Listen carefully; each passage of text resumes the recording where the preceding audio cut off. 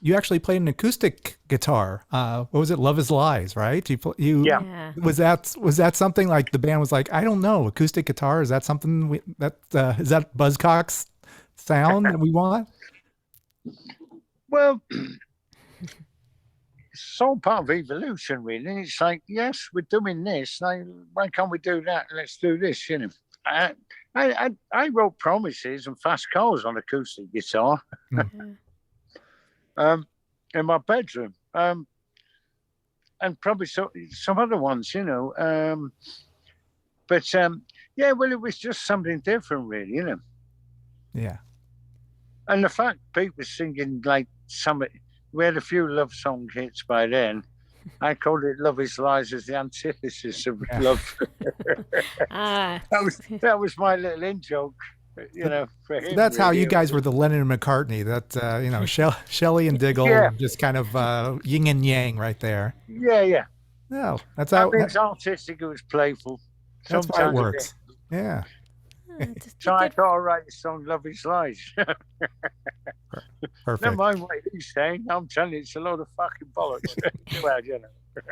How would he feel about that? Oh, we loved it for what it was, you know. I mean, he played acoustic guitar as well on Homo Yeah. Sapiens. Well, he kind of knew, you know, it was, you know, it's like a marriage. You can have a little jive with each other. And it kind of, you know, we fed off each other for that as well, you know. Yeah. Oh. He would have, I can't remember his reaction at the time, but he would have been like, you know, God, I knew you'd kind of do that, Stephen. When I say, hey, you're singing them love songs. This is an anti-love song.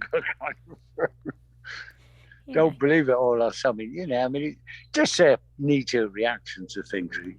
But a playful thing and an interesting thing, you know.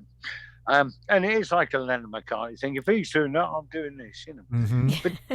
But without each other in those days, it wouldn't, you know, wouldn't have worked. You know, that was like the engine room and the dynamics of the whole thing, you know.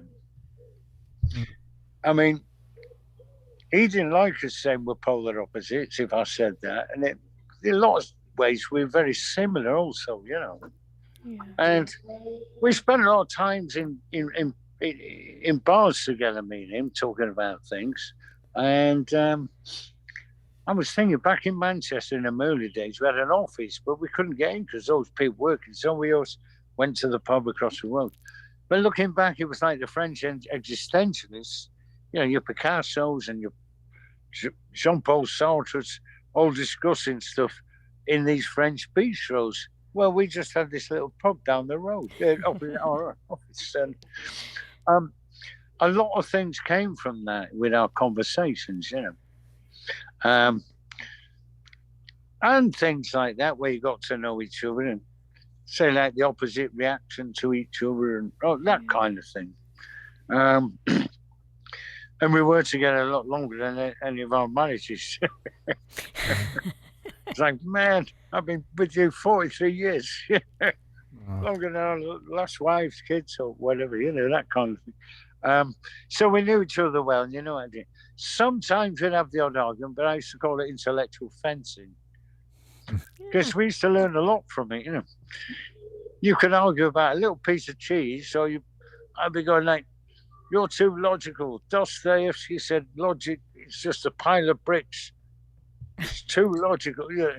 Oh, we'd get into all kinds of things and frighten the road crews. they're going to rip each other apart in a minute. And then, so there was that kind of stuff there. That dynamic made it exciting as well. You know, it wasn't like that every day, but we had a good understanding of what we were doing. And we never really worked at anything. It was like who he was and who I was in terms of the songs. And there's some songs, if we come, so the song goes like this, I can't be bothered learning the chords, I'll play this riff, you know. And those riffs kind of work with his song, or if I had the chords, it goes like this, he'd come up with a riff. And we never sat down and rehearsed any of that stuff, which was amazing and magical, really. I think that was a lovely thing, you know. We didn't sit there for hours with the finger in your ear and go, "Oh, I think it's a 4 for the 5th," and it should. Mhm. We always used to laugh at that stuff, you know. So I mean, it was amazing relationship we had with, you know, but it wasn't that conventional, if you see what I mean, in the musicianship sense, you know. I like that intellectual fencing. I'm going to use that. Well, yeah. Nice. You ever have an argument with your husband or whatever, then you can call it. But it kind of was, because we'd bring stuff out like that, and then it'd go down to the lowest thing, you know. Yeah, but you took the last piece of cheese off the table, or you know, you stole the jam. Well, you know, something ridiculous. And then next meeting, going, look, you know, Plato said this about something, and never mind fucking Plato, you know. It's all that kind of stuff. But we kind of learned a lot of each other, even in that way, you know. The arguments weren't just in vain. It's like, well, I never thought about it that way, you know. So there was that kind of thing. But there was a lot of love there and a lot of things, and a lot of natural things, as I say, you know. From the first day of the first rehearsal, I just felt like this band's got something. We kind of had songs, and the band worked right away. It wasn't like, well, because we'd hear people in other rehearsal rooms kind of, you know, practicing the opening of a song for hours, you know. They hadn't written them. By that time, we'd written a couple of hits, and our goal was we had to be at the pub at 5 o'clock when they opened. So let's get this fucking hit done, and let's get the